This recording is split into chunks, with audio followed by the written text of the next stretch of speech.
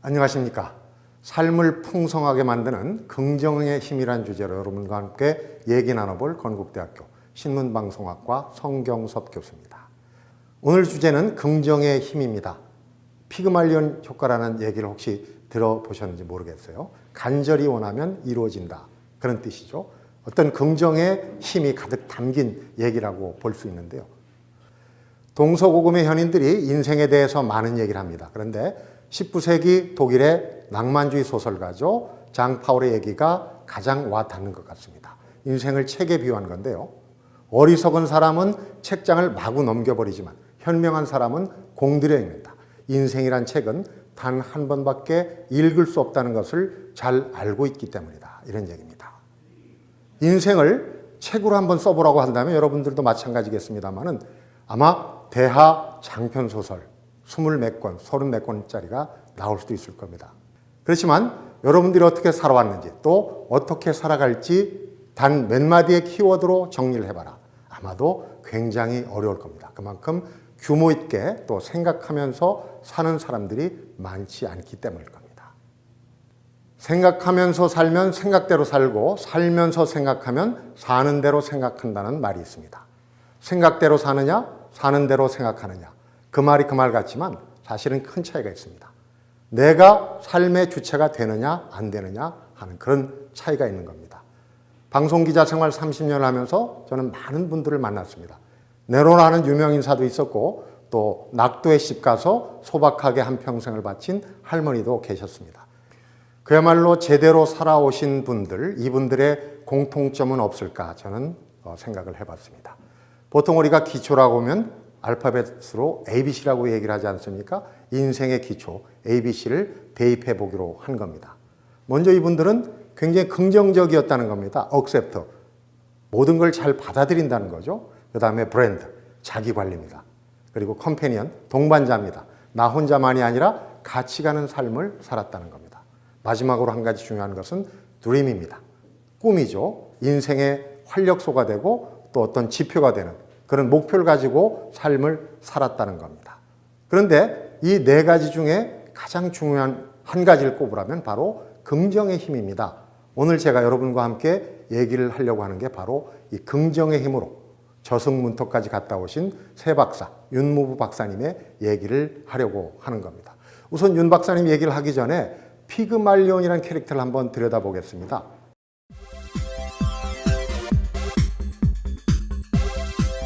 무엇이든지 간절히 원하면 이루어진다. 신화 속의 인물이죠. 피그말리온. 이 피그말리온은 키프로스의 왕이라는 설도 있고 또 조각가라는 설도 있습니다. 그런데 이 양반이 눈이 높았던지 아니면 무슨 사정이 있었던지 현실에 사랑을 할 수 없는 그런 처지였습니다. 그래서 피그말리온은 자기 조각 솜씨를 이용해서 아름다운 여인상을 조각해냅니다. 그리고 사랑에 빠지죠. 매일 보듬고 입 맞추면서 기도합니다. 그리고 그 여인상을 바다의 여신 갈라테아라고 이름을 짓습니다. 기도 속에는 항상 이 갈라테아와 같은 부인을 얻게 해달라는 그런 염원이 담겨 있었습니다. 사랑의 여신 아프로디테가 감동을 받았습니다. 지성이면 감천이라는 얘기도 있죠. 갈라테아에게 인간의 생명을 불어넣어 줍니다. 피그말리온과 인간으로 환생한 갈라테아는 100년해로 행복하게 잘 살았다. 신화 얘기로 끝난다면 더 이상 할 얘기가 없겠죠. 저는 바로 이 피그말리온 효과, 간절히 기대하면 기대한 대로 이루어진다. 상대방에게 간절히 기대하면 상대방은 그에 따라서 부응한다. 이런 내용입니다. 우리 현실에서도 많이 볼 수 있습니다. 꽃나무 하나를 봐도 기대를 쏟고 애정을 쏟아부으면 풍성한 이파리와 열매를 맺습니다. 그러나 기대를 저버리고 관심을 끊으면 마른 쭉정이가 되는 거죠. 일본의 물연구가 에모토 마사루라는 사람이 있습니다. 이 사람은 물이 인간의 감정에 반응한다는 실험 결과를 내놔서 화제를 끌었는데요. 그러니까 인간이 물에 대해서 바보다 멍청이다 하면 물이 결정을 이루지 못합니다. 그러나 착하다, 이쁘다 소리를 들은 물은 보석같이 아름다운 결정을 맺더라 하는 얘기입니다. 인간 세계에서도 이 같은 피그말리온 효과가 가능할 것인지 실험을 한 학자가 있습니다.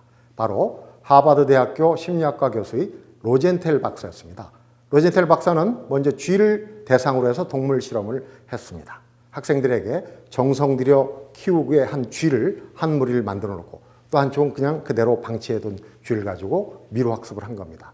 놀랍게도 학생들이 정성을 다해 키운 쥐들이 미로를 잘 빠져나가더란 결과를 얻어냈습니다. 자, 그러면 인간에게도 똑같은 원리가 작동할까? 1964년 미국의 샌프란시스코 한 초등학교에서 지능검사를 실시했습니다. 지능검사에서 높은 지능을 거둔 20명의 학생들이 명단이 담임 교사에게 건네졌습니다. 그런데 사실은 이 명단은 가짜였습니다. 지능이 좋은 학생들이 아니라 무작위로 20명을 그냥 추린 겁니다. 그런 줄 모르는 담임교사, 아마도 지능이 좋다고 보고된 아이들에게 좀 더 관심을 기울였을 겁니다. 야, 너희들은 머리가 좋으니까 좀 더 열심히 또 성적을 향상시킬 수 있을 거야. 나머지 학생들은 아무래도 덜 관심을 줬겠죠. 8개월 뒤에 놀라운 결과가 나타났습니다. 그냥 무작위로 추출했던 20명의 학생들의 성적이 눈에 띄게 향상이 된 겁니다. 어떻게 이런 결과가 나올 수 있었을까? 로젠텔 박사의 결론입니다. 상대방에게 기대하고 관심을 기울이면 상대방도 그 기대에 배반하지 않고 부응을 한다. 그래서 더 열심히 노력을 한다. 이것이 바로 로젠텔 효과입니다. 피그말리온 효과 이퀄 로젠텔 효과. 로젠텔 효과는 지금도 심리학과 교육학에서 널리 활용이 되고 있습니다.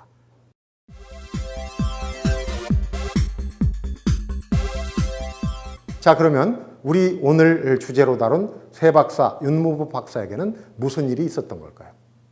긍정의 힘으로 저승문턱까지 갔다가 살아 돌아왔다고 제가 말씀을 드렸는데, 윤무부 박사의 고향은 경남 거제도입니다. 어려서부터 새 뒷공무니만 쫓아다니라고 학교 공부는 뒷전으로 했다고 그래요. 그래서 부모들 무던히 속을 썩였습니다. 우리말로 얘기하면 열등생이죠. 그런데 어떻게 대한민국에서 내로라 하는 새 박사가 됐을까요? 바로 새에 대한 열정, 새를 간절히 그리워하고 바랐던 거죠. 새 박사님 인터뷰할 때 그 많은 새를 보시는데 본인은 어떤 새를 닮았냐 한번 여쭤봤어요. 그랬더니 후투티, 여러분들 후투티 아시는지 모르겠어요. 인디언 추장의 머리끼처럼 아주 화려한 새입니다. 새 박사님이 그 얘기하면 주변 분들 뭐 별로 수긍을 안 한다고 그래요. 근데 저는 그 새에 대한 열정만큼은 그 깃털보다도 더 아름답고 훌륭한 열정이라고 생각을 합니다. 그런데 이 새 박사님한테 2006년 어느 겨울에 큰 일이 닥칩니다. 전방 지역에서 밤새 탐조 활동을 하다가 뇌졸중으로 쓰러진 겁니다. 찬바닥에서 새를 보느라 잠을 설치고 또 끼니도 거르고 건강을 크게 해친 거죠. 뒤늦게 병원에 아주 위급한 상태로 실려왔습니다. 그런데 그렇게 심각한 상태인데 새 박사님 귀에 주치의 선생의 얘기가 또렷하게 들리더란 겁니다. 박사님 안 되겠다. 준비해야 되겠다. 나중에 한 일이지만 가족들이 묘자리까지 이미 봐놨더란 겁니다. 그런데 긍정의 화신이죠. 새 박사님이 누굽니까? 새를 보겠다는 간절한 일념으로 병상에서 털고 일어납니다. 그런데 뇌졸중, 왼쪽 뇌에 이상이 왔기 때문에 오른쪽 반신을 쓸 수 없는 반신불수였습니다. 그런데 새 박사님 결단을 내립니다. 오른쪽이 되는데 왼쪽이 안 될 게 뭐 있겠어? 왼손잡이로 전향을 선언합니다. 그리고 그때로부터 3년 동안 피나는 노력을 합니다. 왼손으로 그림을 그리고 안 쓰던 손이죠. 또 글씨를 쓰고 젓가락으로 콩을 집어서 옮기고 하루 이틀도 아니고 무려 3년입니다. 한 1년쯤 지나니까 좀 감각이 살아나고 왼손 왼발이 쓸만하셨던 모양이에요. 그때 제2의 도전을 합니다. 상상운전입니다. 머릿속으로 운전을 하는 거죠. 새 박사님 한창 때 전국 팔도에 철새 통신원이 있었다고 합니다. 강원도, 경상도, 충청도. 희귀조가 날아오면 바로 전화가 옵니다. 박사님한테. 그러면 장비를 끌어싣고 탐조 활동을 나가는 거죠. 운전이 꼭 필수적이죠. 재기를 위해서는 꼭 운전을 해야 되는데 몸이 말을 안 들으니까 상상운전을 한 겁니다. 자, 불편한 몸을 침대에 누이고 고속도로 지도를 머릿속에 그려봅니다. 예전에 하던 대로 왼쪽 왼발을 움직여가면서 자, 기아를 움직이고 앞셀을 밟아서 쭉 앞으로 나갑니다. 한남대교를 건너고 만남의 광장을 지나고 예전에 하던 대로 천안 휴게소에서는 또 호두과자 하나 사 먹고 대전을 지나서 추풍령을 넘어서 부산까지 하루에 수십 차례씩 서울과 부산을 오갔다고 그럽니다. 상상운전 상상이 되십니까? 그런데 2년이 되던 어느 겨울밤에 큰 사건이 일어납니다. 초저녁에 강원도 강릉에 사는 철새통신원한테 전화가 왔습니다. 제가 강원도 사투리 잘 못하지만 아마 이런 내용이 아니었을까 싶습니다. 박사님요, 새들이 많이 왔더래요. 빨리 안 오시면 다 날아갈 길이에요. 아마 이런 내용이 아니었을까 싶어요. 박사님 밤새 고민합니다. 갈 것이냐 말 것이냐. 투고 or not to go. 새벽에 드디어 결단을 내립니다. 드디어 상상운전을 실행할 때가 됐다. 새벽에 차키를 챙겨들고 만화님 몰래 차로 다가갑니다.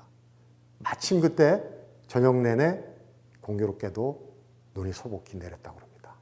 거기서부터 강릉까지 200km가 넘는 눈길 대여섯 시간 동안 상상운전을 발휘해서 달려갑니다. 인터뷰할 때 제가 박사님한테 한번 여쭤봤어요. 겁나지 않았습니까? 박사님 돌아온 대답이 정말 걸작입니다. 오른쪽이 되는데 왼쪽이 왜 안 돼? 공둥이만 살짝 옮기면 되는데 정말 대한민국에 안 되는 게 어딨냐는 토입니다. 긍정의 화신 아닙니까? 새 박사님 지금도 상상운전으로 터득한 운전 실력으로 전국 탐조 활동을 돌아다닌다고 듣고 있습니다. 예전에 쓰러졌던 때보다 못지않게 아주 왕성한 활동을 한다고 하는 겁니다. 자, 피그말리온 효과. 간절히 바라면 이루어진다. 간절히 기대하면 반응이 온다는 거죠. 자, 새 박사님 상상운전 얘기하니까 예전에 봤던 영화가 생각이 납니다. 승리의 탈출이라고 하는 영화인데요. 독일군 포로 수용소입니다. 세계 2차 대전 때 미군 포로와 독일군이 축구 경기를 하는 겁니다. 그 와중에 포로들이 대거 탈출한다. 이 포로 수용소 축구, 제가 왜 이 얘기를 말씀을 드리냐면 실제로 2차 대전 때 미국에서 미식 축구 선수로 활약하던 선수가 2차 대전에 참전해서 독일군 포로가 됐는데 무려 2년 동안 포로 수용소에서 새 박사님 상상운전 비슷한 상상 축구를 했다는 겁니다. 아마 쿼터백이 포지션이었던 것 같은데 롱 패스를 받아서 상대 선수들의 이 거친 태클을 피해서 골문을 향해서 달리는 그런 상상 축구를 매일 무려 2년 동안 했다는 겁니다. 놀랍지 않습니까? 이 선수 전쟁이 끝나고 미국으로 돌아와서 별다른 어려움 없이 현역에 복귀할 수 있었다는 얘기입니다. 상상운전, 상상축구, 피그말리온 효과, 뭔가 일맥상통한 얘기입니다. 간절히 바라면 이루어진다. 피그말리온 효과, 우리 선거 풍토, 정치 문화에도 대입해 볼 수 있을 거라고 생각합니다. 아주 예전의 얘기긴 하지만 우리 예전에 선거 풍토 참 혼탁했습니다. 유세장에 고무신이 나돌고 막걸리통이 떠돌고 사실 유권자들이 그때 당시에 간절히 원하던 게 고무신이고 막걸리통이었다면 고무신 선거, 막걸리 정치 탈피할 수 없었겠죠.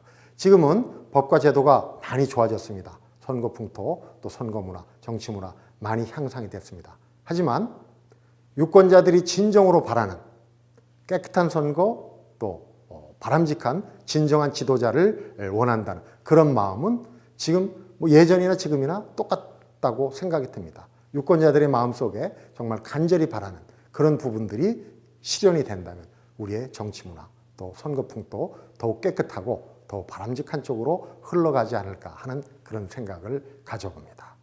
오늘 여러분과 함께 간절히 바라면 이루어진다. 피그말리온 효과, 긍정의 힘에 대해서 얘기를 나눠봤습니다. 저는 건국대학교 신문방송학과 성경섭 교수였습니다. 감사합니다.